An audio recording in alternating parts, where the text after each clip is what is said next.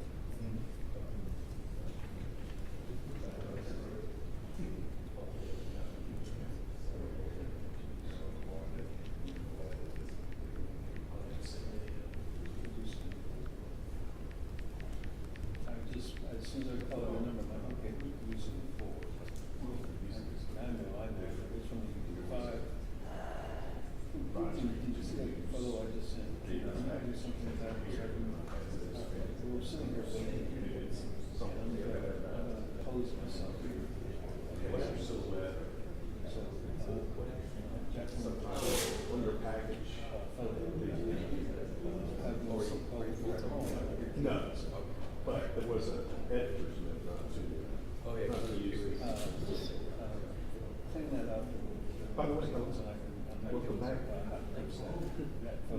Or have them send us Concert. I do not, I didn't, I thought that was maybe probably so that. Yeah, that's right. Send it to us so we can, as we don't use, well, that's it, in my, Yeah, well, it's, every time I have. It's a Friday.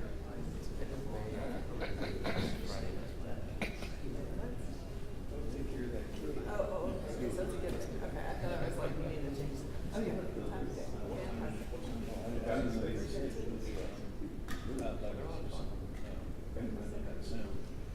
I didn't know, I didn't know something like that in the park.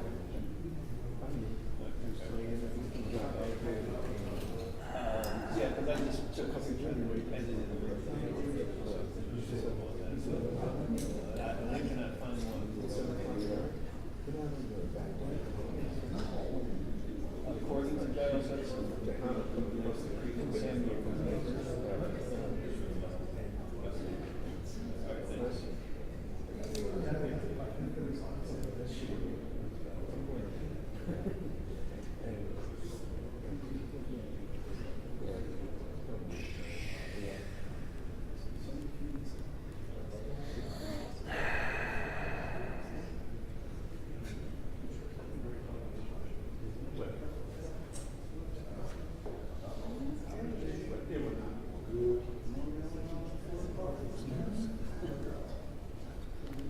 The only one with a 330 and a more and a 4.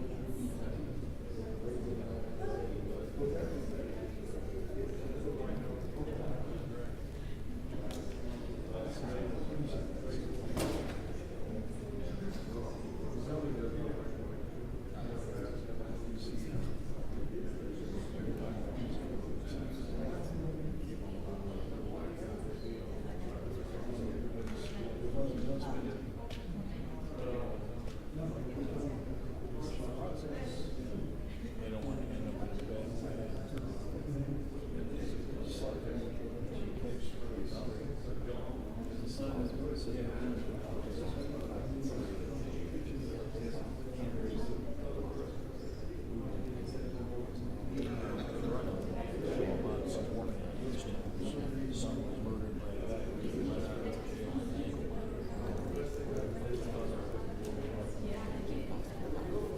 So, you see if you don't carefully.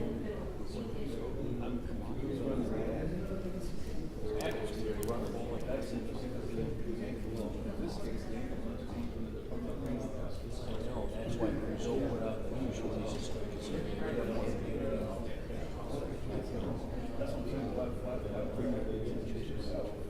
he had on the other things been running for about 2 weeks. It's on TV.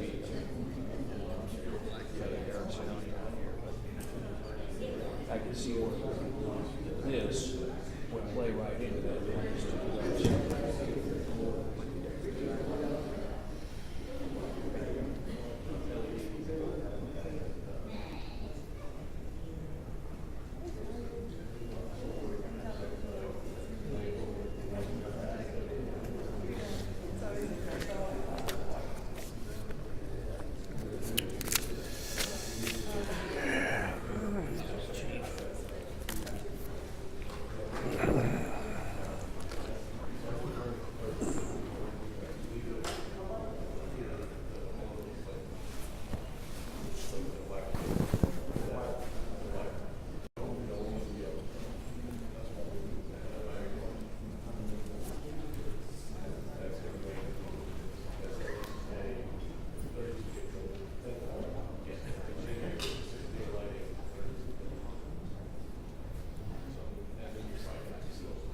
Is Centendry here with this photographer?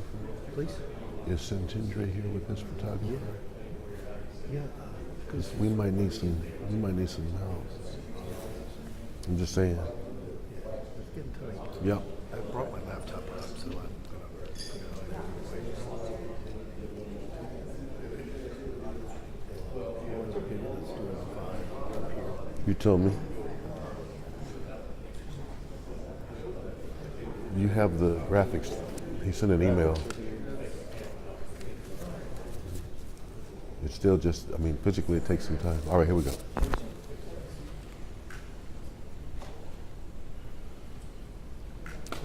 Or not.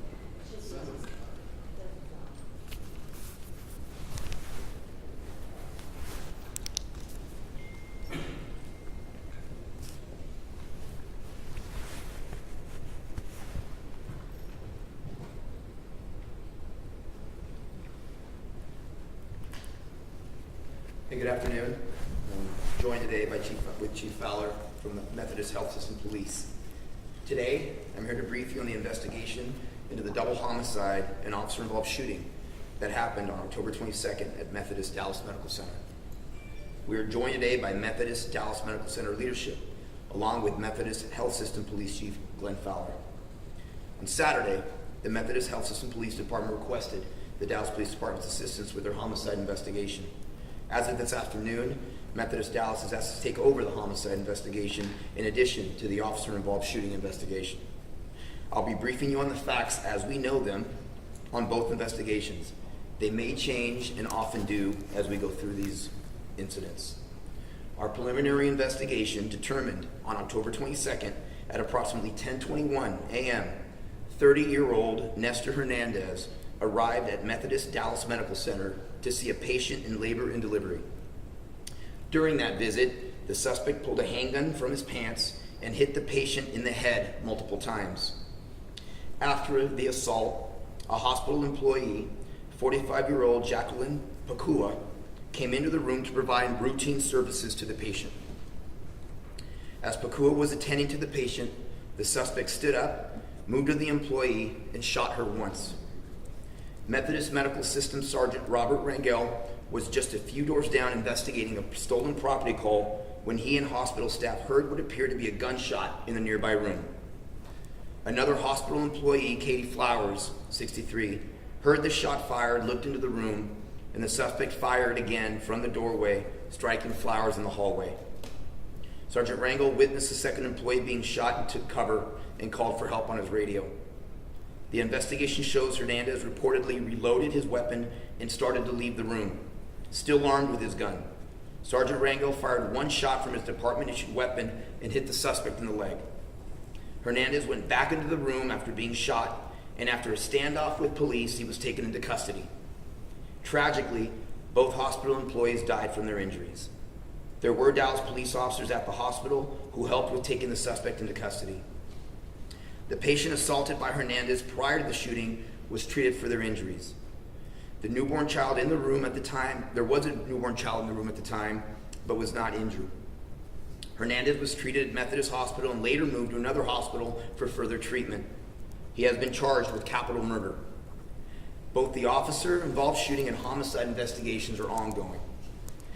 The focus here today, of course, should be on the lives lost. On Saturday, we lost 2 healthcare workers who were going about their day caring for others. But as I stated publicly before, and I know you're going to ask it, in my opinion, this is a failure of our criminal justice system. A violent individual such as this should not have been on ankle monitor and should have remained in custody. Hernandez has a criminal history included aggravated assault of a public servant, burglary of habitation, and aggravated robbery. He was sentenced to 8 years for aggravated robbery, serving 6 years before he was released on parole in October of 2021. In March of 22, he was arrested for parole violation. Then in April, released to his parole officer. In June, he was arrested by Carrollton police for parole violation. He was then held in county jail and then given to the custody of TDCJ and released in September 22 with an ankle monitor. He was wearing an ankle monitor at the time of the incident. Our thoughts are with the family and friends of the hospital employees who lost their lives and the Methodist Dallas Medical Center staff who also lost members of their family. I would like to take a moment to discuss the actions of Sergeant Rangel on Saturday. There is no doubt that his actions that day saved lives. By stopping the suspect from leaving the room, there was no further loss of life. Sergeant Rangel remained engaged, created a rapport with the suspect, constantly communicating with the suspect and the patient inside the room throughout the barricade situation. Ultimately, the suspect did surrender and was taken into custody by law enforcement. While we continue to investigate this shooting, I want to commend Sergeant Rangel for protecting staff, patients, and newborns who remained on that floor that day. And with that, Chief Fowler would like to say a few words.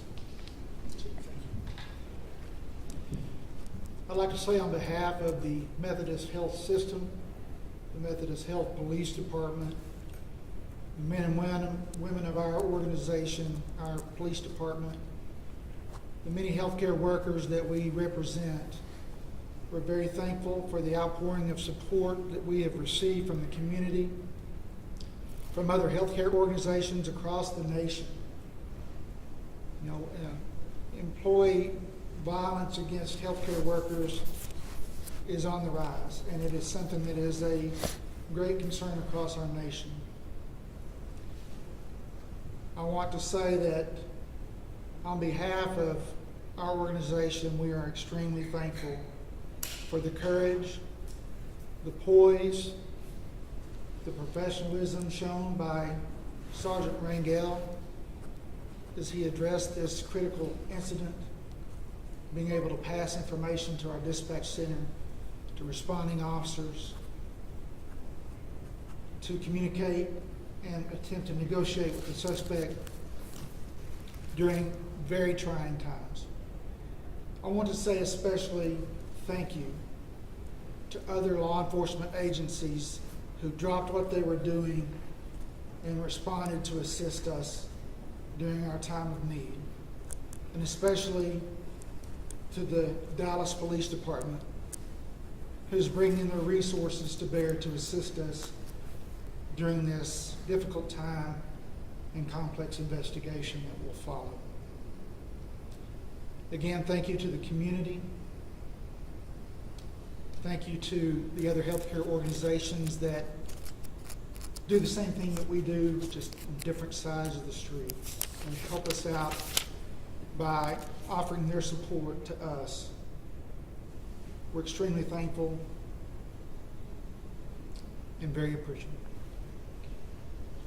Before we open up to questions, I know coordination of the investigation, now that we officially are leading the investigation, please expect this as if this would have happened in our jurisdiction with regards to information sharing, but give us some time to catch up on some of the things that you would normally see had this been in our jurisdiction. Chief, just for clarity on this, I want to get an understanding. You're saying under the criminal justice system right now, that man shouldn't be on parole, he shouldn't have a monitor, or he shouldn't go to a hospital. Help me understand what your concern is about not only this incident, but there are thousands of people in this region just like him right now. Well, an individual such as this, with his violent past, violent criminal history, here's the thing. I guess I'm at a pause when we think that putting an ankle monitor on a violent criminal is some form of accountability, because ankle monitors on violent criminals are useless. And so that's what my biggest concern is. Yes, everyone gets the opportunity of parole, there's no question about it. But if you believe that a violent criminal should have an ankle monitor, then that violent criminal probably should still be in custody. Chief, the parole board has said that he had permission to be in the hospital. This might be more for the Methodist police chief. Was the hospital informed that this violent felon was going to be there? Did they tell you, or you just showed up? And secondly, what extra measures are you taking to protect the public? The police department had no forewarning that this person was being monitored by ankle monitor. Anything about his criminal history, that's not something that we normally inquire about for a parent in our NICU or mother-baby units. It's not something that normally comes to mind. This is a extremely horrific, out-of-the-norm situation. And I wish that we would have known, but that is not some information that was provided to us beforehand. Chief, while you were out there, what's the name? Did you say her name was Caitlin Flowers? What were their positions? Were they both nurses, techs? What were they? We're going to get into that here with a little bit more information when we release it through Dallas. But it is important to remember that the organization itself is doing everything we can to analyze the situation, to analyze safety for our employees. That's going to take things that are happening today that we can do to make things better, things that we can do in the future. We don't necessarily say that we have all the answers to prevent evil when it's going to occur, but we're going to do our very best to protect our own fellow employees, the patients who are most important to us, and certainly to our staff, who we feel that we have a certain solemn responsibility to take care of. What all those measures are going to entail, I don't have all the answers to tell you that today, because we're going to study this in depth. We are trying to take measures immediately to address other security issues that we feel that might help the situation. But some of those concerns that as far as what types of steps we're going to take, we're certainly not going to be able to release all that information because of keeping those things private for the security of our organization. Were they nurses? Were they techs? What were they? Their positions in the hospital? One was a case manager, case worker, and one was a nurse. And I think, Chief, we're asking for a point of clarification. I believe the statement emailed out from the hospital Sunday identified one as Jennifer Flowers, and I think perhaps you gave a different name today. That's what we're looking for clarification. I'll get with you and we'll get the exact information and spelling on the names for you. Chief, but before y'all make a long-term decision about any potential changes, in the short term, like right now, today, are y'all making changes to security in who comes in and knowing if somebody's coming in who's out on parole? Any at all changes that you can talk about, Chief? There are some things that the employees and patients and visitors would normally not see, which would be a drastically enhanced police and security presence, uniform presence on some of our units, especially our mother-baby units, our emergency rooms and other front-facing areas of the hospital. As far as the additional measures, as far as how we're going to screen people that come in and out of the hospital, those decisions have not been made yet at this point. The affidavit talks about their mom was beaten before the first person was shot. Did that noise or commotion contribute to Ms. Pakua coming in to check on the mom? We're unaware of that was the reason that she went in there. What set him off? You know what? Right now, there's questions that we're still trying to answer with regards to that. He was acting very strange throughout the period of time there. He was wondering who else had been in the room, things of that nature. Again, honestly, we don't know what's up. We know that it was just a situation that unknown what exactly set him off, what caused him to do that. Was the protocol missed that the TDCJ should have notified the hospital or Dallas PD if they knew that specifically he was going to the hospital for this specific event? Should someone have been notified? Well, we're going to work on all that as we go through it, Dave, because what I will say to this isn't about being on parole. What this is about is a violent criminal that was on ankle monitor and us thinking that in some way, shape, or form, that's a level of accountability, because it is not. But if an individual needed permission to go someplace, then you would think that the place that they were going to would have some communication. But those are things that we'll work through very early in the investigation. Obviously, if you need to ask permission to go someplace, but we'll get through that. Chief, he was a convicted felon. He had like at least 4 felonies starting when he was a juvie. But the last time that he went through the court system, they waived the enhancements. He should have been, under state law with the 3 strikes you're out, he should have been in prison at least 25 years or more. How frustrating is that you arrest people, habitual criminals, that then turn around and get these light sentences and then turn around and get released? Frustrating probably is an understatement, because the dynamic is this: is not only does it make our jobs harder and my men and women's jobs harder as they go out and risk their lives for our community, but our community suffers, because our community, we have a great rapport with our community as we get information from our community on individuals that commit violent crime. And for our community to see those individuals that they sometimes risk their lives to give us information on, to see those individuals back in their neighborhoods days or weeks after, erodes public confidence in the entire system. So it's frustrating, It is almost like we're swimming upstream as these men and women and our community together. This is not just me, Eddie Garcia, being loud about accountability. I hear this from my neighborhoods every time I'm out there.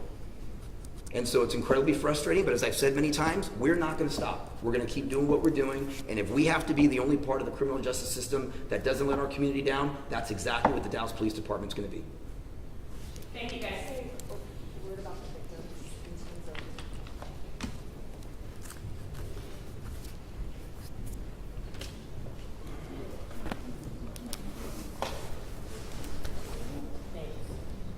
Yeah. Jacqueline Pakula. Jacqueline Pakula. Uh-huh. And it's Katie Flowers. Not- Katie, K-A-T-I-E. Annette, okay, so Katie is her given name. She goes by Annette. Katie, yes. Katie is her legal name, so that's why we. And she was the RN? I don't know. Yes, she's the RN.